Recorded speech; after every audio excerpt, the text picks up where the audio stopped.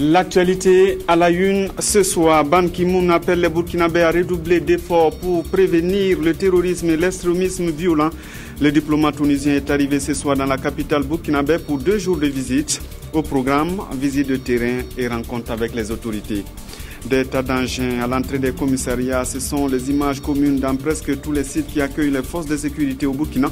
Pourquoi ces vélos et motos se déposent par centaines durables? Nous avons posé la question aux acteurs. Réponse dans cette édition. Et puis, des masques en feuilles, objet de curiosité au Festival international des masques et des arts. L'événement se passe à Dédougou, dans la boucle de Mouhoun, où toutes sortes de masques se produisent de jour comme de nuit. Zoom sur les porteurs de feuilles dans ce journal. Bonsoir à tous et merci de suivre les 20 heures de la télévision de Burkina. Le secrétaire général des Nations Unies est arrivé ce soir à Ouagadougou pour une visite de 48 heures. Ban Ki-moon vient féliciter le Burkina pour la transition réussie et l'organisation des élections paisibles en novembre dernier. Au cours de son séjour, il visitera des unités de 2 hôpitaux, Chifra et Saint-Camille. Sitôt arrivé, le secrétaire général des Nations Unies a rencontré son staff à Ouagadougou. Ban Ki-moon les a encouragés à poursuivre les activités des Nations Unies dans le pays et contribuer au développement. Nos reporters sur place s'affairent pour vous proposer le reportage. Nous y reviendrons au cours de cette édition. Mais en attendant, le secrétaire général des Nations Unies qui doit rencontrer demain le président du Faso et les chefs de gouvernement. Le gouvernement burkinabé qui va bientôt lancer un recrutement de jeunes diplômés pour le compte du ministère de l'Éducation nationale et de l'alphabétisation. La décision a été prise aujourd'hui même en Conseil des ministres. Le Conseil s'engage aussi à prendre des mesures pour la gratuité des soins des enfants de moins de 5 ans ainsi que la césarienne, l'accouchement, le dépistage du cancer du col de l'utérus. Mokhtar Ouedraogo, Munkunda Biri. Le gouvernement Thiéba passe à la vitesse supérieure. Le Conseil des ministres du jour a décidé du recrutement des jeunes diplômés pour les ministères chargés de l'éducation et de la santé. Le Conseil a donc instruit le ministre en charge notamment de la jeunesse, de la formation et de l'insertion professionnelle à mettre tout en œuvre pour que le 2 avril 2016 commence effectivement le recrutement avec les dépôts de dossiers pour tout ce qui concerne les jeunes Bac plus 2, notamment pour les reverser au niveau de l'enseignement du MENA. Le gouvernement a instruit également le ministre de la Santé de tout mettre en œuvre également pour qu'au 2 avril puisse commencer le dépôt des dossiers de candidature en ce qui concerne les agents communautaires de santé qui seront au nombre de 2 par village. Toujours au compte du ministère de la Santé, des mesures ont été prises pour la gratuité de soins d'urgence pour les enfants de moins de 5 ans et de ceux liés à la santé de la reproduction. Il s'agit notamment de la gratuité de la césarienne, de la gratuité des accouchements, de la gratuité des urgences chez les enfants de moins de 5 ans et de la gratuité du dépistage pour les cancers de la femme, à savoir ceux du col de l'utérus et du cancer du sein. La période de chaleur est présente. Et pour faire face au déficit d'énergie, le gouvernement entend mettre en place un programme de location de groupes électrogènes pour la production du courant électrique. À partir du mois d'avril, il y aura donc par le système de location de groupes électrogènes 110 MW qui seront injectés dans le circuit pour permettre de résorber cette situation. Le gouvernement a par ailleurs entrepris la construction de 153 forages et la mise en activité de 65 addictions d'eau potable dans les 13 régions du Burkina. Le lancement de ce projet est prévu pour le 31 mars prochain. Et pour la mise en œuvre de ces mesures, le gouvernement peut compter sur la représentation nationale en session. Depuis ce soir, la première session parlementaire de l'Assemblée s'est ouverte à l'Assemblée nationale. La session dite des lois a connu la présence de plusieurs délégations étrangères.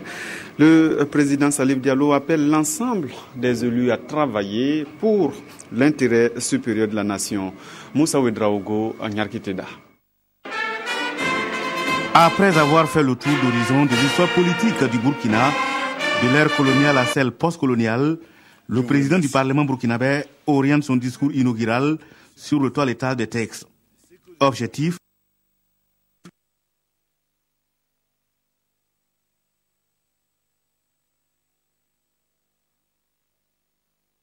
Nyarkite a un problème.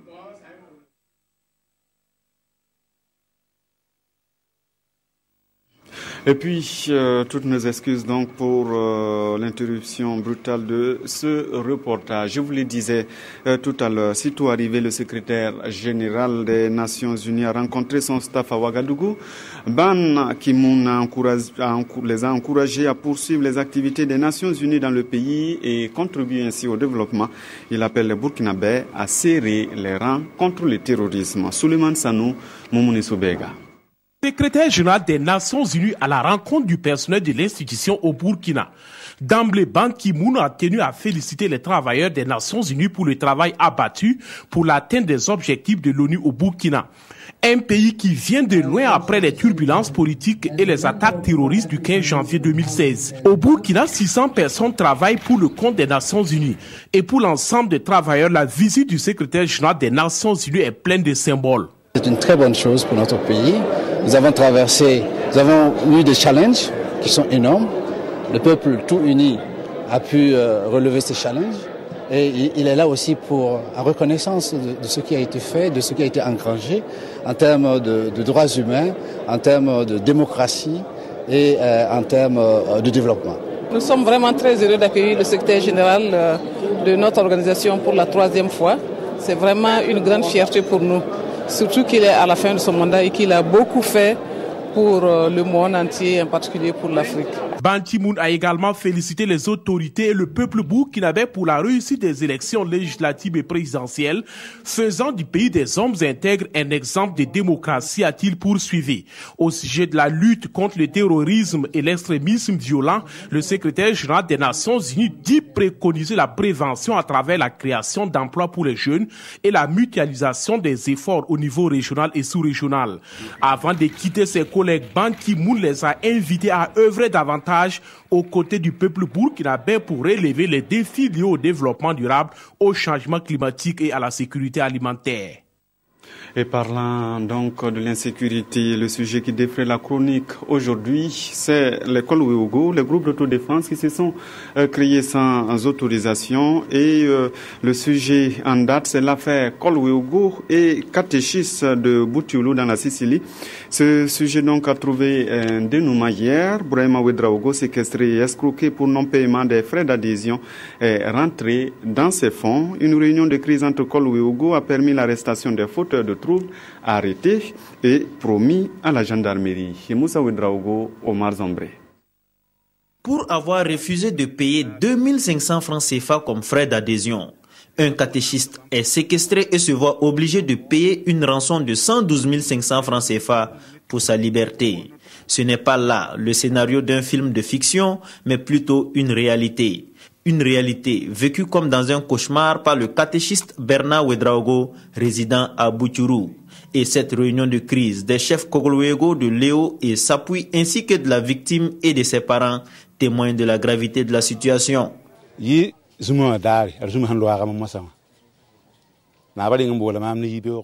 C'était le vendredi dernier, le chef m'a appelé pour savoir si je me suis acquitté de la cotisation pour les Kogloégo et j'ai dit que je ne l'ai pas fait. Il m'a renvoyé chez moi.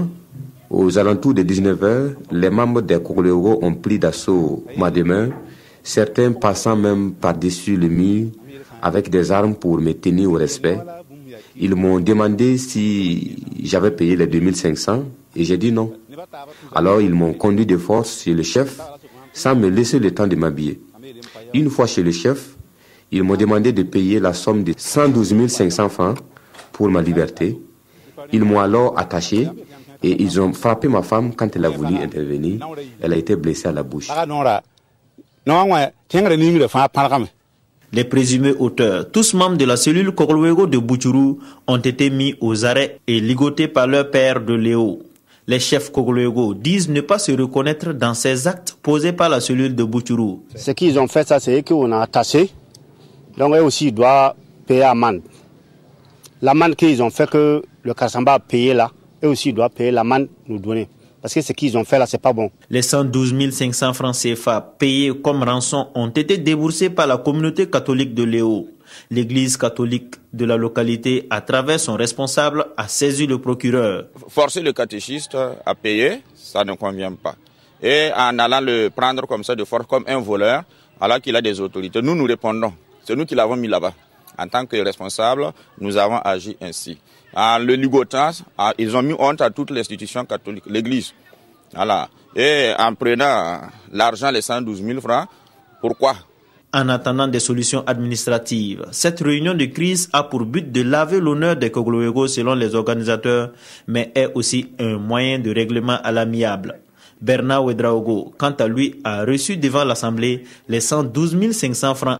Aux alentours de 18 heures, les présumés coupables ont été transportés par un tricycle et conduits directement au poste de gendarmerie de la localité pour la suite de l'affaire.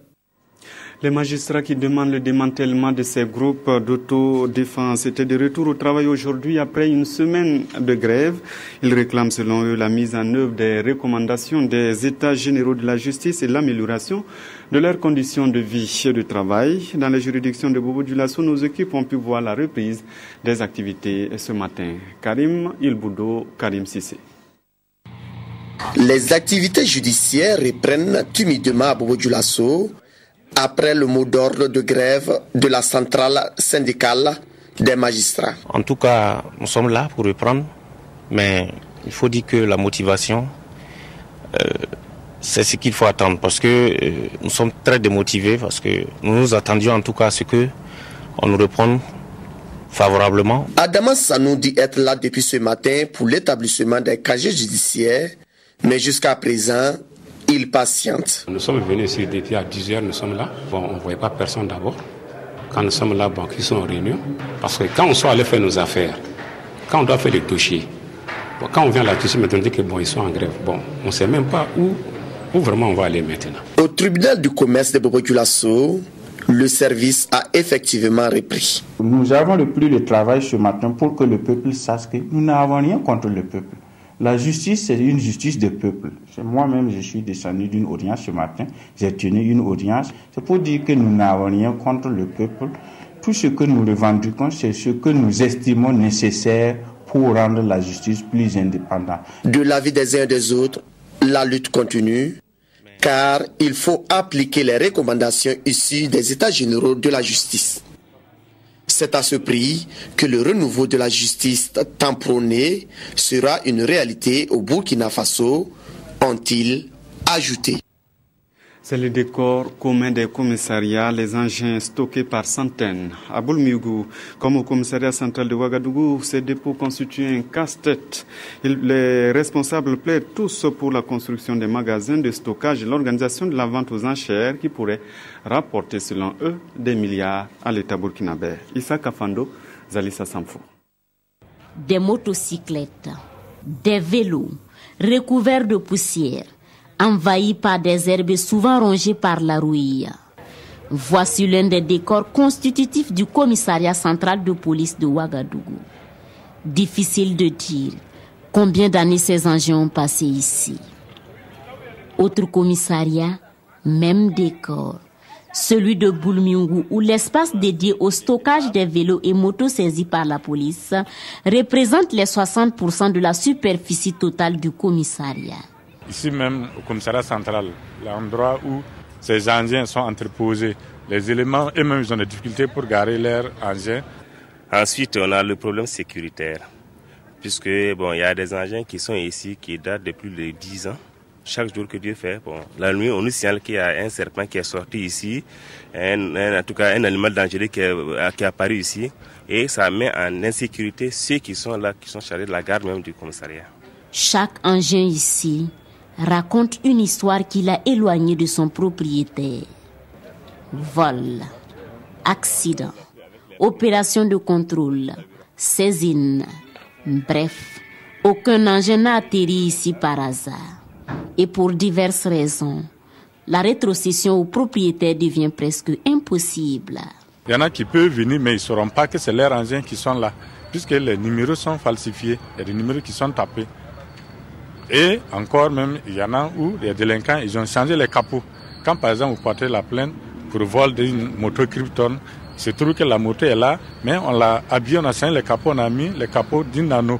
Avant-hier, j'ai fait une réquisition, bon, plus précisément le 20, mais c'est venu avant-hier, où j'ai eu au moins 5 engins déclarés volés, mais on n'arrive pas à joindre les propriétaires. Voici un engin. Si vous voyez, on a une moto que nous avons fait la réquisition. Nous savons que c'est volé. On a un numéro de téléphone. Mais la personne qui répond à ce numéro de téléphone dit que ce n'est pas pour lui. Ça veut dire que les gens ont cette coutume d'échanger constamment les numéros de téléphone. Et dès que vous changez le numéro de téléphone, c'est fini. Si on retrouve votre engin, on ne pourra plus vous retrouver. Le cri de cœur ici, c'est que des solutions soient trouvées pour débarrasser tous les services de sécurité de ces engins devenus trop encombrants. Soit par la construction de magasins de stockage, soit par une vente aux enchères qui, selon ce commissaire, pourrait permettre à l'État de recouvrer au moins le milliard de francs CFA. Et la contribution des forces de sécurité est aussi nécessaire pour trouver une solution au travail des enfants. En entendant la coordination du plan d'action national de lutte du ministère en charge du travail est en session à Ouagadougou. Objectif, adopter le rapport d'activité 2014. Urbain Benito Somé, Nathalie Sawadogo Nabaloum. 69% des enfants burkinabés sont employés dans l'agriculture, d'autres dans les travaux domestiques et dans les mines et carrières artisanales. Malgré le contexte sociopolitique dont le Burkina a traversé en 2014, le gouvernement et ses partenaires n'ont pas cessé de mener de nombreuses actions dans le cadre de la lutte contre les pires formes de travail des enfants. Force est de constater que le phénomène persiste. C'est vrai que nous sommes dans notre pays, dans un contexte culturel où on peut dire que les enfants s'impliquent quelquefois très tôt dans l'activité de leurs parents. Mais de là à engager, à employer abusivement des enfants pour les aliéner en fait, les amener à faire du travail qui ne les épanouit pas, qui hypothèque leur avenir, cela est largement condamnable et tout gouvernement responsable se devrait de prendre les mesures nécessaires pour enrayer ce type de dérive dans la société. À cette première session de l'année 2016, les acteurs de la lutte vont amender et adopter le rapport 2014 de mise en œuvre du plan national de lutte contre les pires formes de travail des enfants. Un rapport qui va permettre au gouvernement de mieux réorienter ses actions futures. Voici un partenariat qui donne le ton de l'électrification solaire au Burkina. La BCAB et la société Africason se sont mises ensemble pour répondre aux besoins de l'électrification des populations. La convention a été signée mardi. Amadou Ilboudo, Monkunda Biré, reportage. Par cette signature de convention, la BCAB s'engage à accompagner la société d'installation d'équipements solaires Africason. Un accord qui consiste à octroyer des crédits bancaires au Burkinabé pour l'acquisition des kits solaires. Je pense qu'en démocratisant le financement de l'équipement solaire, on va donner au plus grand nombre l'accès nécessaire, indispensable et logique pour l'électricité.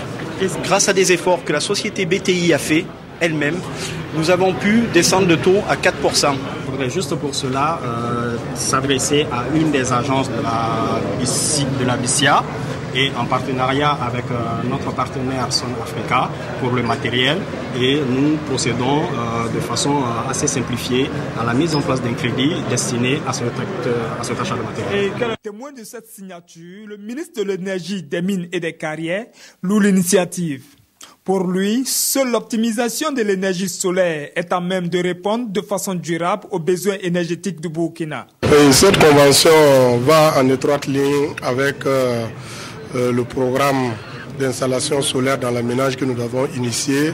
Ce programme consiste donc à pouvoir ouvrir des lignes donc, de crédit auprès des banques, des lignes qui vont permettre donc aux ménages de pouvoir installer des systèmes solaires qui vont permettre donc de muter un certain nombre d'appareils de basse puissance vers le solaire, de sorte à pouvoir donc désengorger la ligne donc de la Sonabel. Dans la diversification de ses sources d'énergie, le Burkina Faso veut saisir le solaire comme une opportunité pour son essor économique et social. Et le ministre de l'Énergie réaffirme la volonté du gouvernement d'accompagner les initiatives privées qui s'inscrivent dans cette dynamique. Le comité interétat de lutte contre la sécheresse au Sahel et la FAO cherchent à maîtriser l'utilisation des pesticides dans les pays de la CEDEAO.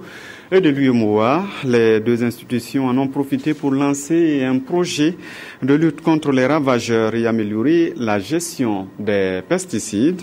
Il dure 4 ans et est financé par le Fonds mondial pour l'environnement. Kounsoun Koulibaly, Bouma, Ernest Nébier. Les institutions d'intégration sous-régionale, la CEDEAO, le SILS et l'UEMOA, en collaboration avec la FAO, veulent à travers ce projet améliorer la gestion des pesticides et mener une lutte farouche contre les ravageurs des cultures dans la sous-région et au Sahel.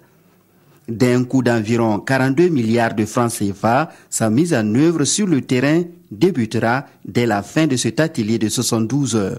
Ce sont des produits qui circulent, ça vient de l'extérieur, il y a toujours des problèmes. C'est comme les médicaments humains. Justement, c'est pour le traitement des plantes. Et maintenant, pour cela, il faudrait donc gérer, veiller à ce que ces pesticides soient de qualité. Et c'est ça le projet va démarrer pour appuyer justement les États à gérer les pesticides qui rentrent, qui circulent dans l'espace communautaire. La mise en œuvre du projet sur le terrain va se faire de la manière suivante. On a une composante qui va porter sur l'élimination des stocks de pesticides. Parce que pendant longtemps, on a acheté des pesticides qui sont restés en stock dans nos espaces. Le deuxième va porter sur l'élimination des emballages vides, qui également crée un certain nombre de problèmes.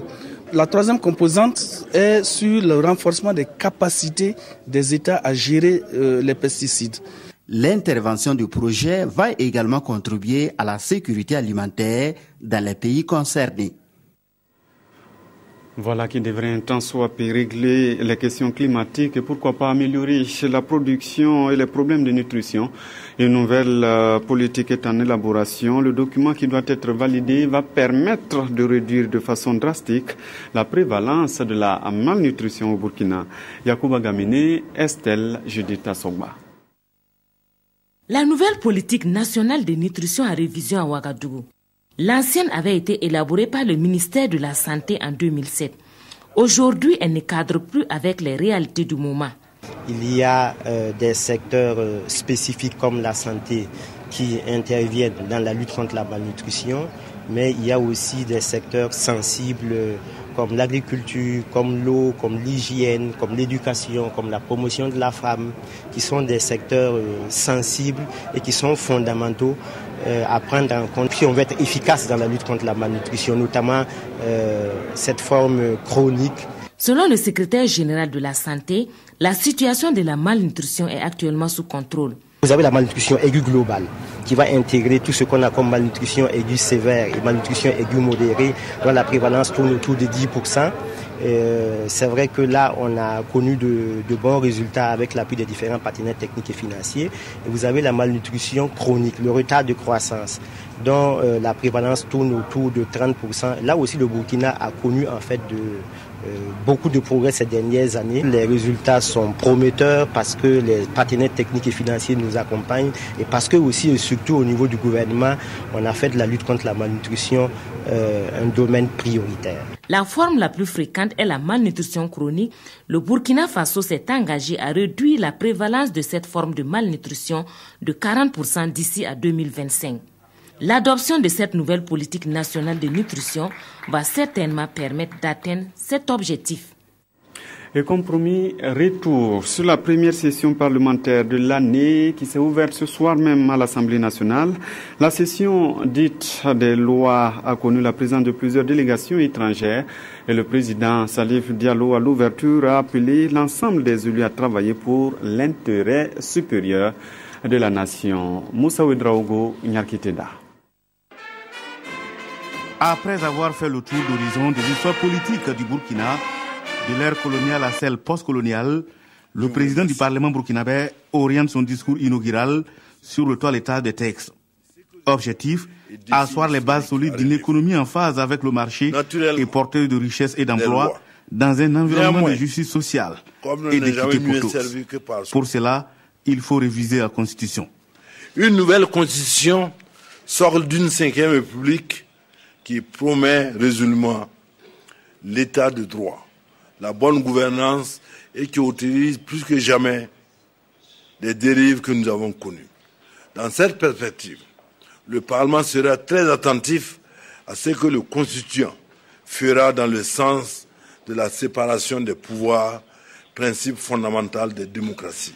C'est en cela, selon le président de l'Assemblée nationale, que les Burkinabés trouveront les arguments nécessaires d'un mieux vivre ensemble dans une profonde réforme des institutions et de l'administration. Déjà, 2 commissions d'enquête parlementaires seront mises en place. L'une se chargera de l'examen des permis miniers et l'autre enquêtera sur le foncier urbain devenu une gangrène au sein des collectivités. Il est temps que l'État central, à travers les administrations de l'aménagement du territoire et de l'urbanisme, se réapproprie ses prérogatives pour impulser une vraie politique prospective qui tienne compte de l'intérêt des générations futures. Dans ce sens, des lois seront prises pour retirer aux maires la gestion du foncier urbain. La 7e législature entend imprimer sa solidarité avec le gouvernement, mais ne perdra pas de vue son rôle régalien, le vote de loi, le contrôle de l'action gouvernementale, a insisté le président Salifou Diallo. À cette rentrée parlementaire, les représentants des parlements du Ghana, du Togo, du Niger, du Sénégal, du Mali et de la France, ainsi que du Parlement africain, sont venus féliciter une fois de plus le Burkina pour sa leçon de démocratie. Une assemblée très riche, belle, marque à l'évidence. Mesdames et messieurs. Et puis voilà un élément qui se termine, que de poisson, mais ce n'est que partie remise. Cinéma à présent. À la veille des journées cinématographiques de la femme halte sur le thème de cette année, les comédiennes mises au devant apprécient leur rôle. Nous sommes allés à la rencontre de quelques-unes. Suivez leurs réactions. Salif Belem, Estelle Judith Assoba. Comédienne à l'affiche des journées cinématographiques de la femme africaine de l'image JCFA. Pour cette édition 2016, ces rencontres des professionnels du cinéma déroulent le tapis à celles qui comptent dans les créations cinématographiques. Pour les comédiennes, c'est un honneur qui leur est fait. Je souhaite que ce JCFA-là nous rassemble davantage en tant que femmes comédiennes, femmes évoluant dans le domaine du cinéma, pour que notre cinéma aussi grandisse dans le domaine du genre. On représente une certaine catégorie de femmes de la société et les femmes qui regardent ces films s'identifient à ces personnages qu'elles voient dans les films. Donc c'est important que l'accent soit mis sur le rôle et le travail que jouent les comédiennes dans le film africain. Un rôle primordial reconnu et salué par la profession. Les comédiennes à l'honneur, c'est très important. Les comédiens et les comédiennes, ce sont ceux qui fabriquent notre film. Ce sont eux l'image de ce cinéma-là. Ce sont eux l'image de ce film. Ce sont eux qui racontent cette histoire. Et donc, leur performance est cruciale. Et aujourd'hui, en mettant l'accent sur ces comédiens-là, c'est excessivement important pour aussi montrer à la génération qui arrive, ceux qui veulent faire du cinéma, que ce n'est pas en se levant un jour pour dire je veux être comédien parce que je veux passer à la télé. Non, c'est une formation, c'est un travail qu'il y a derrière. Elles incarnent des personnages parfois contestés dans une société qui peine à faire le discernement entre l'actrice et la personne qu'elles incarnent. Le métier, il est difficile pour ce qui concerne les comédiennes que nous sommes. Parce que notre communauté d'abord n'aime pas que les femmes s'exposent. Ça c'est un. Deuxièmement, il y a beaucoup de difficultés dans le domaine qui font que nous n'arrivons pas à vivre de ce métier-là. Ça renforce l'opinion qui dit que c'est des gens, c'est des vagabondes, c'est des gens qui n'ont rien à faire, qui s'en vont dans ce domaine-là, ce qui n'est pas le cas. En plus de cela, les comédiennes dans l'exercice de leur métier rencontrent d'énormes difficultés. Et ces JCFA leur offrent l'opportunité de poser ces problèmes sur la table des discussions. Il y a les manques de contrats de tournage, on n'arrive pas à tourner et on n'arrive pas aussi à se perfectionner. Des préoccupations qui trouveront certainement solution au sortir de ces JCFA. Un tour à la 13e édition du Festival international des masques et des arts de Dédougou avec un regard sur les masques en feuilles qui ont offert un spectacle bien enlevé au public la nuit dernière. Yves Rwamba et Nayal Dopol Sawadogo. Tous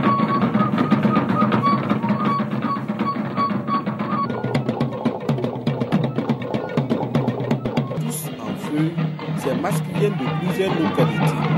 Ils dansent différemment. Ils ne sortent qu'après les récoltes et assument plusieurs fonctions dans la société.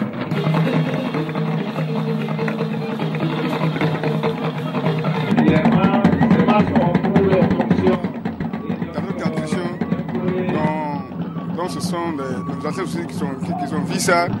Bon, c'est un don qui est venu de Brousse. Voilà. Donc voilà pourquoi aussi, les artistes nous ont montré. Voilà. Donc voilà pourquoi aussi nous faites ça de masse en fait. Tu sais, avant, quand nos grands-pères ne connaissaient pas ce que veut dire méningite, car il y a le vent. Et les masses, c'est des trucs, ça chasse les mauvais génies, ils les chassent pour l'amener en brousse. Voilà. Donc c'est ça la signification des masques en fait. Chaque société de masques a une dizaine de minutes pour montrer son savoir-faire. Apprécié par le public.